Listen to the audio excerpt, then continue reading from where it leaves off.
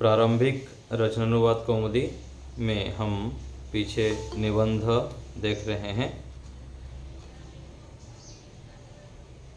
तो कल हमारा हो गया था श्री कृष्ण तक।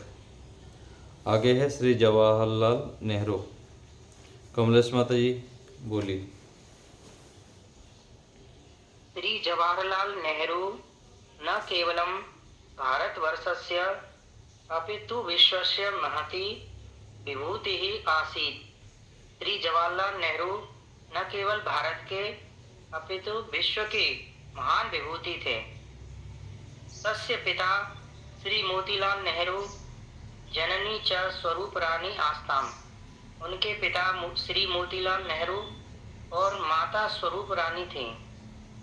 स बाल्यकाले विदेशं गत्वा तत्र आंग्लभाषायाः अध्ययनम् अकरोत्।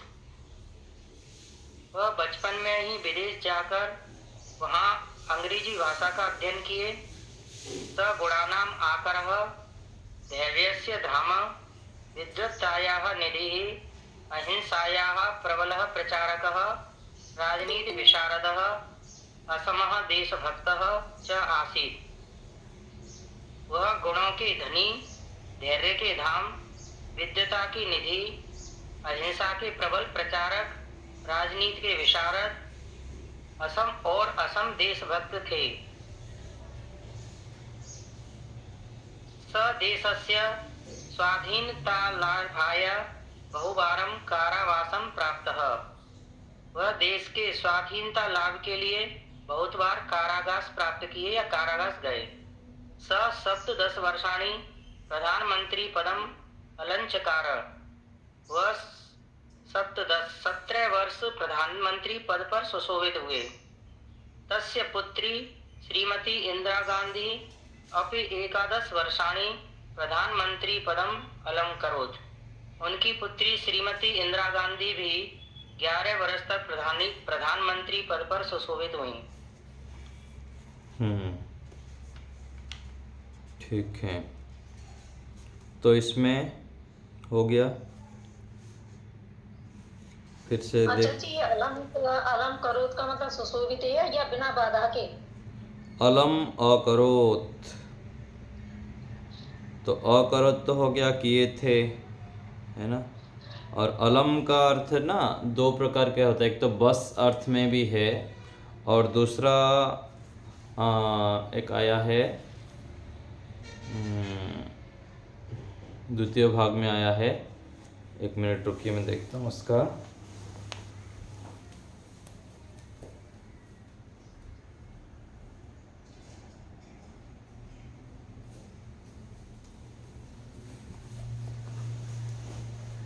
अलम का अर्थ द्वितीय भाग में बस दिया है और दूसरा एक अर्थ दिया है इसमें।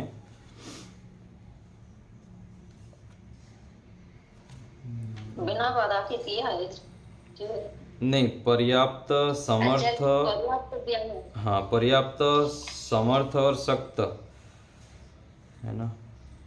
हाँ, मतलब उसी अर्थ में दे दिया गया है कि उसको समर्थ किए, और क्या, प्रधानमंत्री को समर्थन किए, अलंकृत किए, उस अर्थ में यहाँ पर अलम अकरोत दे दिया है।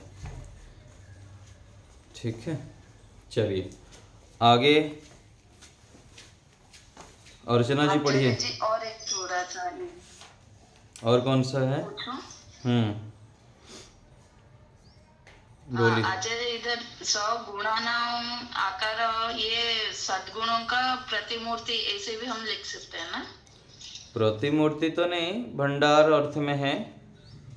अनेक गुणों से युक्त होते ना, गुणों के आकार, मतलब गुणों के भंडार अर्थ में अधिक गुण था, इस अर्थ में आकर कह दी। आ जो उपसर्ग होता, आ ये है उपसर्ग, तो आ संबंधात चारों ओर से बहुत सारे गुण जो होता है ना, उस अर्थ में होता है। ठीक है। और ये विशारद विशेषज्ञ को भी ये करता है क्या? विशारद जैसे राजनीति। जी जी जी, विशारद मतलब ज्ञाता। अच्छा जी, धन्यवाद। अर्चना जी पढ़िए आगे। ग्राम जीवनम। अभी ये जो अलम चकारा, वो अलम घल चकार हो गया है। हाँ जी, ऐसा ही है। जी उस पे बात का करूँ, ग्यारह का। हाँ जी, ठीक है। ग्राम जीवनम। भारतवर्षः ग्रामप्रधानः देशः अस्ति। भारतवर्ष ग्राम प्रधान देश है। अधिक जनता ग्रामेषु एव निवसति। अधिक लोग गांव में ही रहते हैं।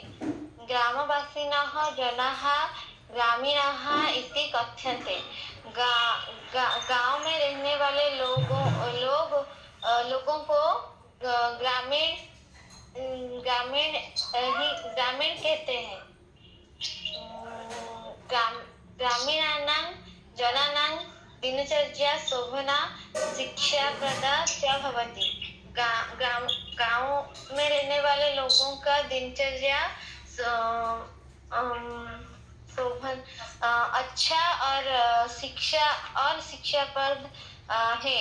ग्रामेषु ग्रामीणाः जनाः प्रातः चतुर्वादने उत्तिष्ठन्ति।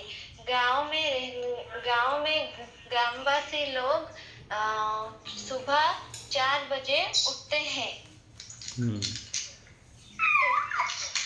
ते शौचं स्नानं सन्ध्याम् अन्यत् च आवश्यकं कार्यं कृत्वा स्वकीयेषु कार्येषु संलग्नाः भवन्ति।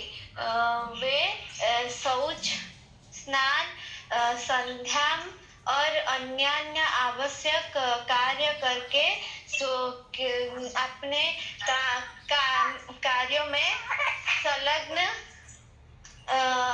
संलग्न होते हैं। अपने कार्यों में संलग्न होते हैं। ग्रामान् परितः सस्यैः पूर्णानि क्षेत्राणि भवन्ति। गांव के चारों ओर सस्य से पूर्ण क्षेत्र होते हैं। सर्वतः सस्य श्यामला भूमि ही दृश्यते। सब ओर सस्य श्यामला भूमि दिखते हैं। तत्र उद्यानेषु सुंदराणि पुष्पाणि फलानि च दृश्यन्ते। वहाँ बगीचाओं में सुंदर फूल और फल दिखते हैं। ग्रामेषु स्वच्छः वायुः प्रवहति। गांव में स्वच्छ वायु प्रवाहित होता है। ग्रामेषु शुद्धं जलं, स्वच्छः वायुः, शुद्धं दुग्धं, शुद्धं घृतं, शुद्धानि खाद्यवस्तूनि च प्राप्तानि भवन्ति। गांव में शुद्ध जल, स्वच्छ वायु, शुद्ध दूध, शुद्ध घी और शुद्ध खाद्य वस्तुएं प्राप्त होते हैं। अतः ग्रामेषु स्वास्थ्यं समीचीनं भवति। इसलिए गांव में स्वास्थ्य अच्छा होता है। तत्र जनाः हृष्टः बलवन्तः प्रसन्नाः भवन्ति। वहाँ पर लोग हृष्ट बलवान प्रसन्न होते हैं। ग्रामेषु जीवनम अति सुंदरम भवति। गांव में जीवन अति सुंदर होता है।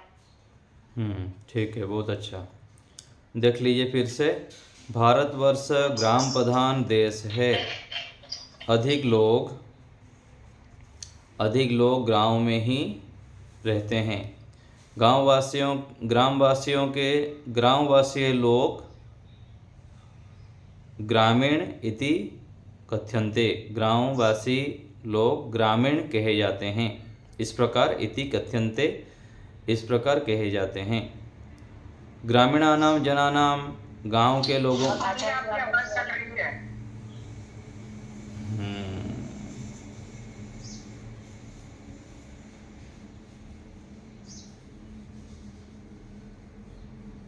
ठीक है, अभी ठीक हो गया। गांव के लोगों के दिनचर्या अच्छा और शिक्षाप्रद होता है। गांव में ग्रामीण जन प्रातः चतुर्वादने उत्तिष्ठन्ति, सुबह 4 बजे उठ जाते हैं। वे शौच, स्नान, संध्या और आवश्यक कार्य कर कर अपने कार्यों में संलग्न होते हैं। ठीक नहीं आ रही आवाज।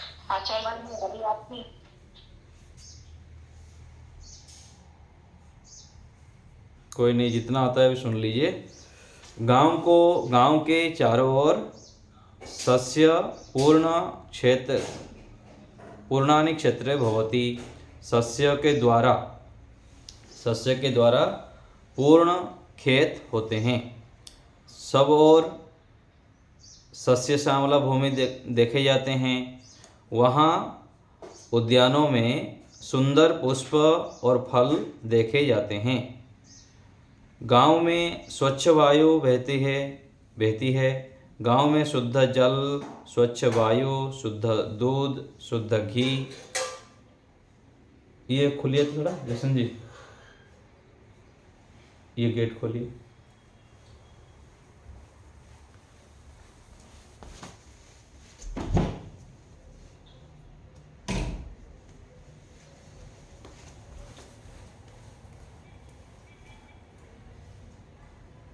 आवाज कट गई आचार्य जी।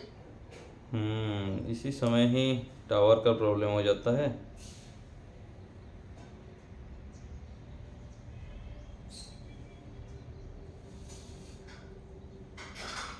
अभी ठीक है, आ रहा है? जी आचार्य जी, आ रही है। तो शुद्ध दूध, घी, शुद्ध वस्तु, खाद्य वस्तु प्राप्त होते हैं। इसलिए गांव में स्वास्थ्य ठीक रहता है। वहाँ लोग हृष्ट-पुष्ट, बलवान, प्रसन्न होते हैं। गांव में जीवन अति सुंदर होता है। ठीक है, सरल है। तो इसमें कुछ पूछना हो तो बताइए। आचार्य जी, ये जो श्री जवाहरलाल नेहरू है, ये अलंकार का अर्थ क्या है? प्रधानमंत्री पदम अलंकार। अलंकृत किए, अलंचकर। नीचे भी अलंकरोत भी है, नीचे वाक्य।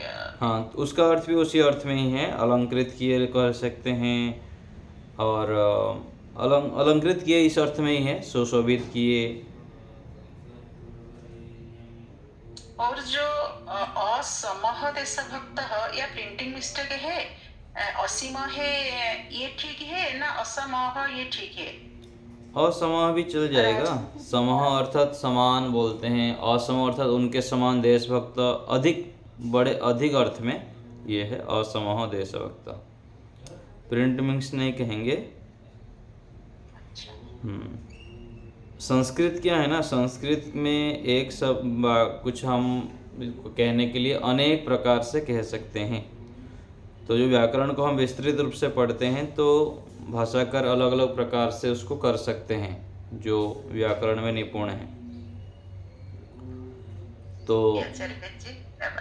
हाँ, इसीलिए संस्कृत भाषा को सर्वश्रेष्ठ भाषा कहा जाता है। जैसे हम सामान्य उदाहरण हम देखते हैं ना, के लिए भोजन के लिए जब कहेंगे तो भोजनाय भी बोल देते हैं, भोजनार्थम भी कह देते हैं, भोजनस्य कृते भी कह लेते हैं, भोजनम निमित्ताय भी कह लेते हैं, भोजनम निमित्तात् भी कहते हैं, भोजनस्य हेतुः भी कहते हैं।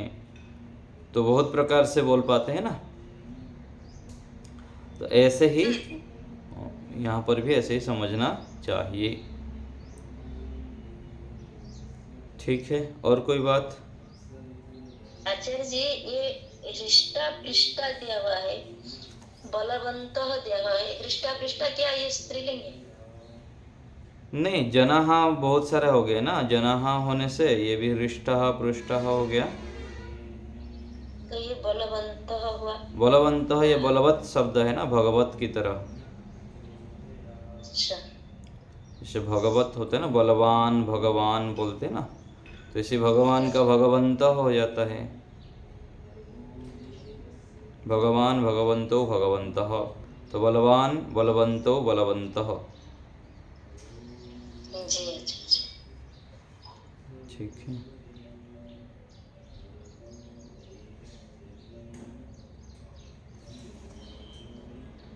तो बिना देखे लिखने के लिए बोलने से लिख सकते हैं ना। जितना भी अनुवाद आया उसके विषय में भी परीक्षा में यदि आ गया कि ये अनुवाद लिखिए परोपकार के विषय में, तो संस्कृत में लिखना हो तो वो भी तैयार रहना चाहिए। आज हो गया 23 तारीख ना, तो 25 तारीख के बाद जो परीक्षा देना चाहे दे देंगे। कल और कितना दिन चलेगा हमारा? 1 2 3 4-5 दिन में समाप्त हो जाएंगे। अभी ऐसे 25-30 तारीख के बाद, 30 तारीख तक तो देखते हैं। ठीक है ना, फिर संधि का अभ्यास करेंगे। तो इसमें और कुछ पूछना है तो बताइए, फिर आज यहीं रखते हैं, आगे देख लेंगे आप लोग।